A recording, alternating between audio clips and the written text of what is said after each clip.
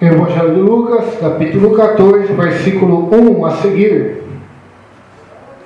Lucas, capítulo 14, versículo 1 a seguir, diz assim: Cura no sábado, o título. Aconteceu no sábado que, estando ele em casa de um dos principais dos fariseus, para comer pão, eles o estavam observando. E eis que estava ali diante dele um certo homem, idópico. E Jesus, tomando a palavra, falou aos doutores da lei e aos fariseus, dizendo: É lícito curar no sábado? Eles, porém, calaram-se. Tomando-o, o curou e o despediu. E disse-lhes: Qual será de vós o que, caindo-lhe num poço, em dia de sábado, jumento ou boi, ou não tire logo? E nada lhe podiam replicar sobre isso. Amém, queridos? Amém. Nós encontramos aqui nesse texto bíblico uma revelação muito gloriosa de Deus para nós. Jesus, o Salvador, estava no sábado comendo pão, né? Podemos dizer almoçar, né? Naquela época eles não comiam arroz e feijão, né? Comiam pão, eram outros tipos de alimentação, assim como em cada nação. Se você for em outros países, tem uma outra cultura, né? Hoje eu assisti um programa na Discover, um jovem lá do Peru, um menino, sabe o que eles comiam lá? Ele vive no meio do mato, aranhas, tarântula, uma aranha do tamanho dessa mão mais ou menos. E eles assavam no fogo e comiam. Então, é o costume deles. Se você vai lá na Europa, minha mãe já foi viajar lá, lá eles não têm muito costume igual aqui no Brasil de comer arroz e feijão. Lá é mais massa, eles comem macarrão, pizza.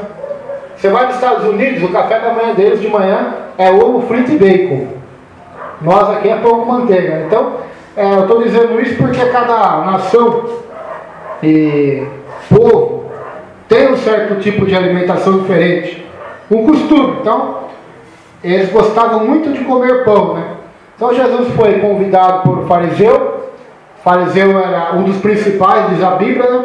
Era um homem importante em Israel, era um homem que ensinava a Bíblia, ensinava a palavra de Deus para os israelitas, para o povo de Deus. Era um mestre, era um doutor da lei, um homem de respeito diante da sociedade. E Jesus foi convidado por este homem, né, que não só ele, mas todo o seu clã estava ali, de fariseus, de religiosos, doutores da lei. Foi convidado para ir comer ali, almoçar, né? Vou dizer almoçar, para ficar numa linguagem mais interessante. E eles estavam observando Jesus almoçar. Eles estavam observando o jeito que Jesus era, né? Então, muitas das vezes, a religiosidade, os religiosos, eles gostam de observar a nossa vida, né? Para tentar achar falha. Fizeram com Jesus, Jesus é perfeito, irmãos. Nós temos falhas. Se você ficar observando a minha vida 24 horas por dia, você vai ver que eu tenho muitas falhas. Eu não achava que aquele irmão tinha tanta falha. E assim é você também. E se nós observássemos a mente e o nosso coração? Se eu conseguisse ver sua mente e seu coração e você a mim, acho que nós íamos se escandalizar. A Bíblia diz que esses fariseus, eles ficavam observando Jesus, tentando achar falha em Jesus, tentando achar alguma coisa para acusar Jesus. Olha só que hipocrisia. Eu vou convidar você para almoçar na minha casa para ficar vendo as suas falhas, tentar achar falha em você. Olha como era a mente, como o coração desses fariseus eram totalmente cegos, eram totalmente cegos pelo diabo, cegos pela ira, pela inveja, pela religiosidade, a tal ponto de convidar Jesus para almoçar em suas casas para tentar achar falta nele, falha nele. Então nós temos que tomar cuidado, irmãos, para não nos tornarmos como estes fariseus, primeiramente falando. Não ser pessoas que vai ficar só procurando falha nos outros. Vou procurar falha no pastor, vou achar. Vou procurar falha no irmão, vou achar. Vou procurar falha nos irmãos, vou achar. Então, se nós começarmos a procurar falhas uns nos outros, nós vamos achar centenas, até milhares. Assim eram os fariseus. Só que o detalhe é que Jesus não tinha falha. Amém. Então ele ficava procurando, mas não achava nenhuma falha e nenhuma falta nele. Então o que nós temos que fazer? Temos que seguir o exemplo de Jesus, não o dos fariseus.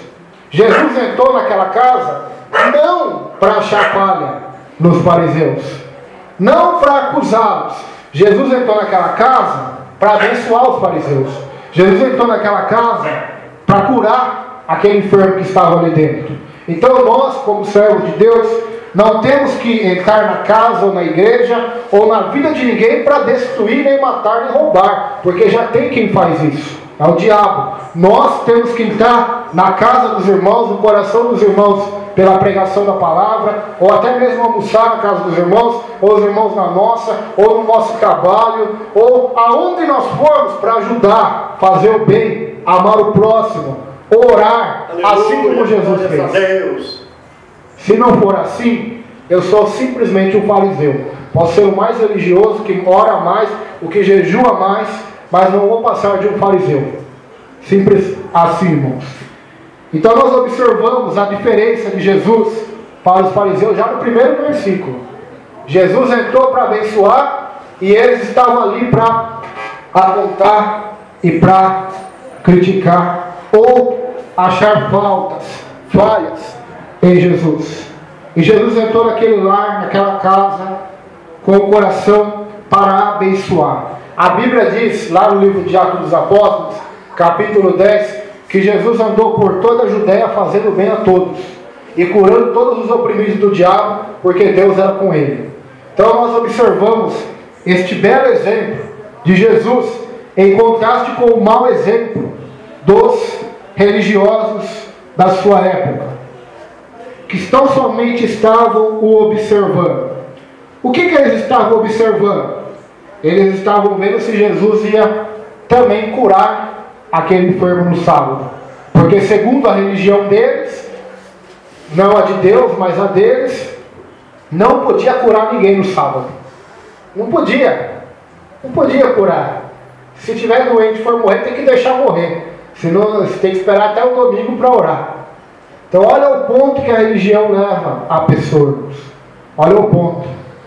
Então nós temos que tomar cuidado para que as nossas crenças pessoais, nossas tradições religiosas, não sejam impedimento nem um empecilho para o cumprimento do ídolo de Jesus, para o cumprimento dos mandamentos de Deus, que é amar a Deus e amar o próximo como a si mesmo. Os fariseus deixaram. E muitos cristãos da nossa época, infelizmente, têm descumprido a palavra de Deus por causa das tradições religiosas. Eu olho se o cara é crente. Ou seja, por exemplo, só vou dar um exemplo para os irmãos entenderem. Em muitas igrejas, se eu for da maneira que eu estou aqui, de chinelo, calça social, camisa normal, eu não posso nem estar para pregar. Tem que ser de terno e gravata. E possivelmente o terno fechado ainda, muitas denominações. Não só homem, para as mulheres tem mais exigência ainda.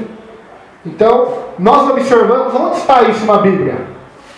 Até agora eu pergunto para muita gente não sabe, porque não tem. Isso é regra, é mandamento dos homens. E nós temos que tomar cuidado, por quê? Porque nós podemos estar achando que estamos seguindo a Deus, como os fariseus achavam, e ser totalmente o contrário. Estamos servindo o inimigo, assim como eles estavam. Enquanto Jesus, que eles achavam que era um beberrão, era amigo de pecadores, era comilão, era um homem depravado, porque sempre estava no meio das pessoas para pregar e trazer cura e salvação, como um homem ruim. Pois assim eles achavam de Jesus.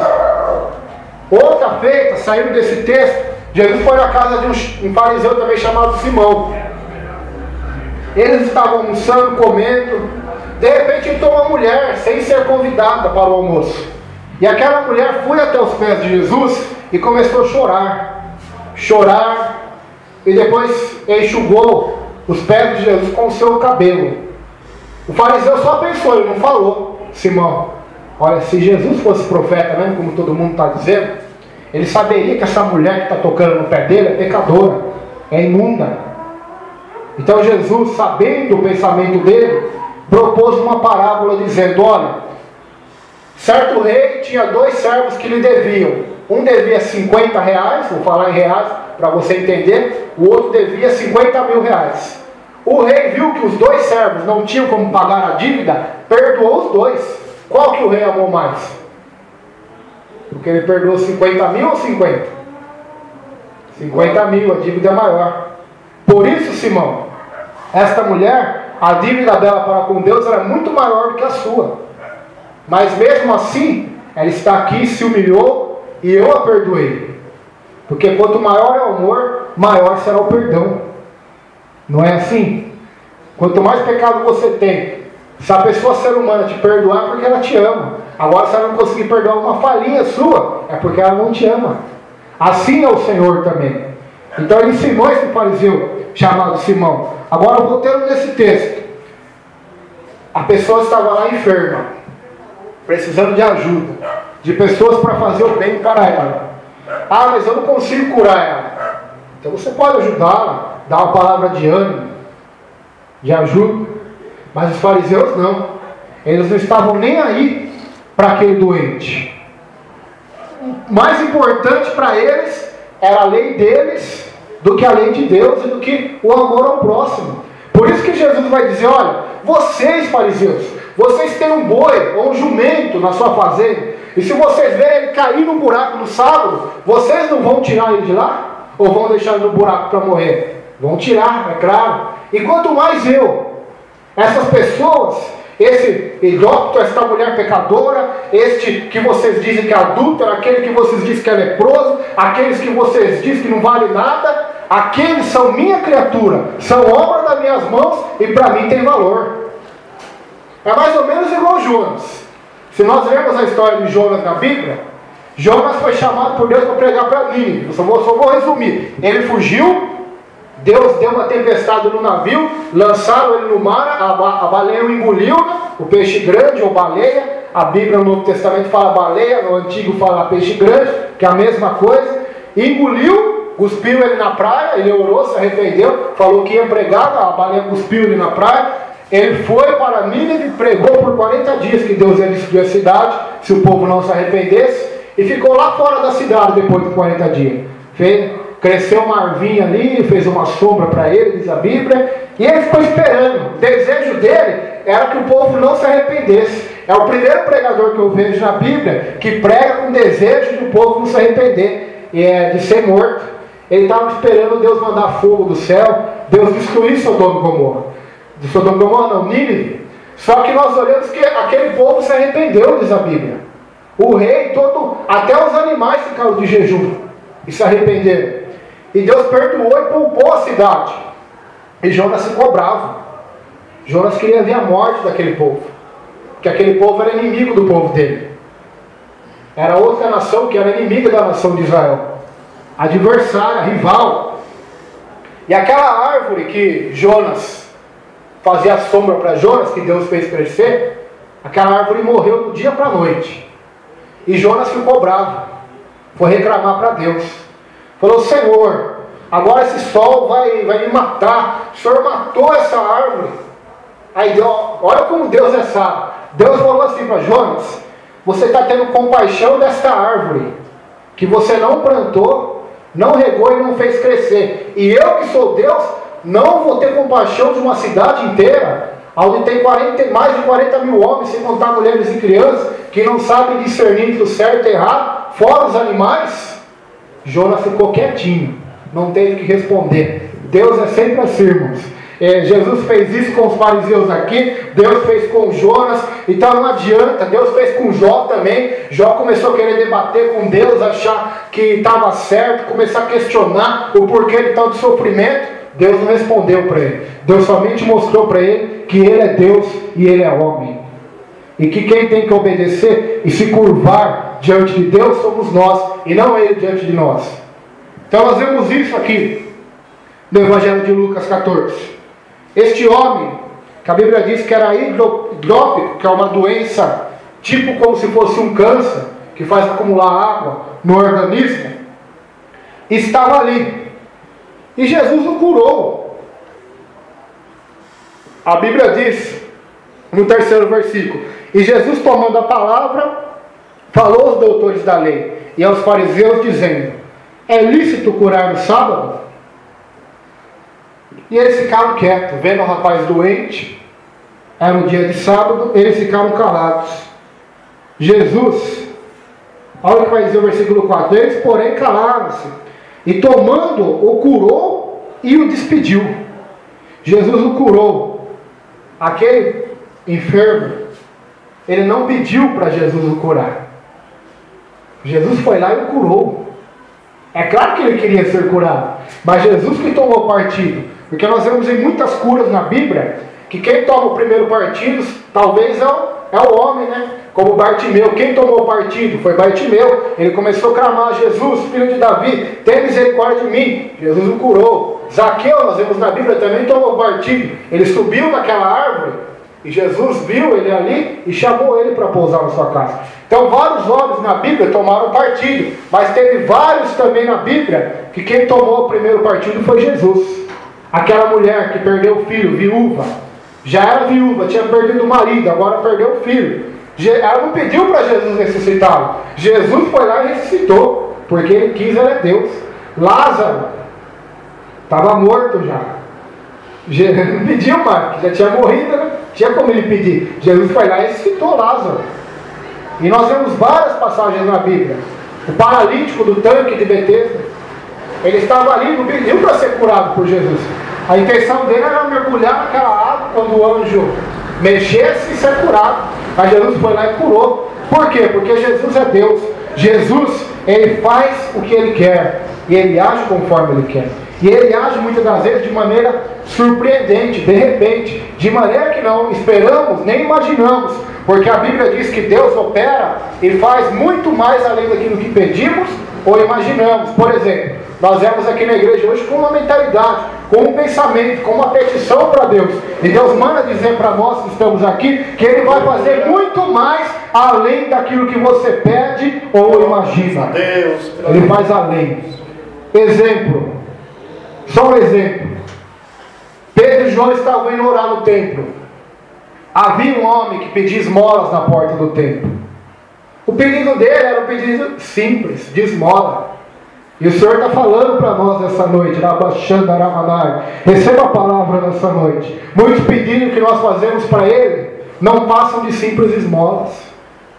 E aquele paralítico pediu uma esmola para Pedro e João. Pedro e João disse: olha para nós, não temos ouro nem prata, mas o que nós temos, isso nós te damos. Em nome de Jesus Cristo, levanta-te e anda. A partir de hoje você vai ser curado. Você vai pregar a palavra de Deus e vai poder trabalhar. Não vai precisar mais pedir esmola. Então talvez a gente pede uma esmola, uma ajudinha para Deus, uma forcinha, e o Senhor tem muito mais bênçãos, muito mais maravilhas para fazer na nossa vida. Assim Ele fez com este homem que estava com câncer, com uma doença o homem hidrópico. Ele curou aquele homem e o despediu para continuar a sua caminhada. Não pediu dinheiro para ele. Não pediu nada além de que ele cresce. E ele creu e foi curado. E Deus o curou. O versículo 5 e 6 para nós terminarmos hoje. E disse-lhes: qual será de vós que, caindo-lhe num poço em dia de sábado, o jumento ou o boi não o tire logo? E nada lhe podiam replicar sobre isto. Nada. Por quê? Porque Jesus, ele faz isso. Ele deixa os homens. E não foi qualquer um que ele deixou sem resposta aqui, não. Não foi o Roberto, não foi o pastor José. Foi os homens mais sábios da época. Os doutores da lei. Homens que passaram a vida inteira só estudando a lei. A letra, né? Só estudando. E Jesus faz eles calarem a boca com uma simples palavra. Por quê? Porque Jesus é o dono da sabedoria. Jesus, Ele tem todo o poder. Jesus, Ele faz maravilhas e milagres. E quanto a isto, não há argumento nem testemunho falso, porque Ele é Deus. Não tinha como eles ir contra aquilo que eles tinham visto com os seus olhos. Então, outra coisa que nós aprendemos com esse texto aqui, irmãos: milagre, cura, não salva ninguém, embora é uma grande bênção de Deus. A maior bênção que Deus tem para os irmãos que estão aqui, para nós que estamos aqui, não é a cura, não é a prosperidade, embora Ele possa fazer tudo isso e muito mais. E Ele fez na minha vida, faz na vida dos irmãos e continuará fazendo. Mas isso não é o mais importante do que Jesus veio realizar. A obra mais importante que Ele veio realizar é a obra da salvação. Amém. Porque é uma obra eterna, é uma obra que custou o preço não da nossa fé, não do nosso sangue pecador, mas do sangue dele. Ele derramou o seu próprio sangue para nos salvar e nos redimir e nos purificar de todo o pecado. A prova que eu falo para os irmãos é verdadeira, é dos próprios fariseus. Eles viram tantos milagres, em vez de eles se converterem, se dobrarem, se quebrarem diante de Deus, eles se endureceram mais ainda. Eles ficaram com mais ódio, mais raiva ainda de Jesus. Então, o que nós precisamos de Jesus, o que nós precisamos de Deus, é amá-lo, é receber a salvação, a graça de Deus, a justiça de Deus em nossa vida, que as demais coisas serão acrescentadas. As bênçãos virão e te alcançarão para a glória do Santo Deus. Então aprenda com Jesus nessa noite. Quando você for a alguma igreja, quando você for a alguma casa, ou no seu trabalho, ou na sua vida pessoal, faça como Jesus e não como os fariseus. Os fariseus queriam destruir, Jesus queria construir. Os fariseus pregavam o ódio, baseado num falso amor. Jesus pregava o amor. Os fariseus pregavam a justiça própria, ou seja, a justiça deles. Jesus pregava a justiça de Deus, que a maior, é infinita e é perfeita. Jesus entrava nos lares para trazer vida, paz, amor, alegria, salvação, enquanto os fariseus somente para ensinar a sua religião somente, as próprias vontades pessoais, as próprias tradições pessoais. E não é isso que nós temos visto, irmãos, neste último tempo. Muitas das vezes o que você vê na televisão de evangélico, você pode filtrar a maioria, porque muitas das vezes o que você vê ali é mais o enaltecimento de pastores, os pastores sendo adorados pelo povo, a placa da igreja, a denominação, porque a minha é melhor, porque a minha é a certa, porque eu não me misturo com crentes de outras igrejas evangélicas, porque eu sou melhor. Não é um farisaísmo moderno, né? Transvestido de cristão. Não são lobos em pele de ovelha, assim como o diabo que se transforma em anjo de luz para enganar. E o nosso Senhor disse que nos últimos tempos se levantariam falsos cristos, falsos profetas, que em nome não do diabo, mas em nome dele, enganariam a muita gente. Então nós temos que tomar cuidado, irmãos. Aqui nós vemos o princípio que Jesus nos ensinou: amar a Deus e amar o próximo. Então, por mais religioso que a pessoa aparente ser, se ela não seguir este simples princípio, que é o mais importante da Bíblia, não adiantará nada. O apóstolo Paulo diz assim: ainda que eu fale a língua dos homens e dos anjos, se eu não tiver amor, nada serei. Amém? Vamos colocar em pé, fazer uma oração.